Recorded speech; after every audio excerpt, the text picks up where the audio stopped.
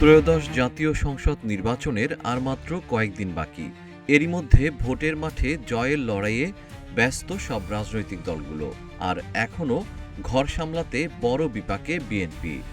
দলীয় সিদ্ধান্ত না মেনে ধানের শীষের বাইরে নির্বাচন করা স্বতন্ত্র প্রার্থীরাই এখন জয়ের পথে বড় বাধা, এমনটা মনে করছেন অনেক রাজনৈতিক বিশ্লেষক। ৭১ জনকে বহিষ্কার করেও নির্বাচনী লড়াই থেকে তাদের বিরত রাখা যায়নি। বিএনপির দলীয় সূত্র জানায়, এমন পরিস্থিতিতে বিদ্রোহীদের সঙ্গে নতুন করে আলোচনায় বসতে পারেন দলটির চেয়ারম্যান তারেক রহমান। ভবিষ্যৎ হোক নিরাপদ, বিনিয়োগ হোক বিশ্বস্ত, আর আমার পছন্দ সল্ট বে। ওয়েলকাম টু সল্ট বে। জানা যায় ৭৯টি আসনে বিএনপির বিদ্রোহী প্রার্থী রয়েছেন। নির্বাচনী মাঠে বিদ্রোহী প্রার্থীরা বিএনপির প্রার্থীদের বেশ কিছু জায়গায় চ্যালেঞ্জের মুখে ফেলেছেন। অনেকের আশঙ্কা, এতে পাল্টে যেতে পারে ভোটের মাঠের হিসাব নিকাশ। এমন অবস্থায় দলীয় হাইকমান্ডের হস্তক্ষেপ চেয়েছেন মিত্র ও ধানের শীষের প্রার্থীরা। এর ধারাবাহিকতায় বিদ্রোহী প্রার্থীদের সঙ্গে আলোচনা করবেন তারেক রহমান।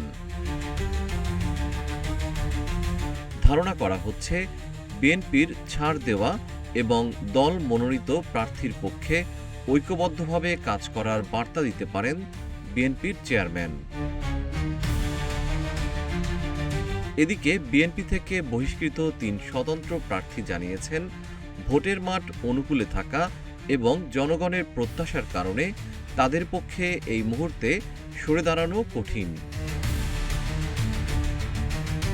বিএনপির স্থায়ী কমিটির সদস্য নজরুল ইসলাম খান বলেন, বিদ্রোহীদের বহিষ্কার করা হয়েছে, বহিষ্কারের পর তেমন আর কিছু করার থাকে না।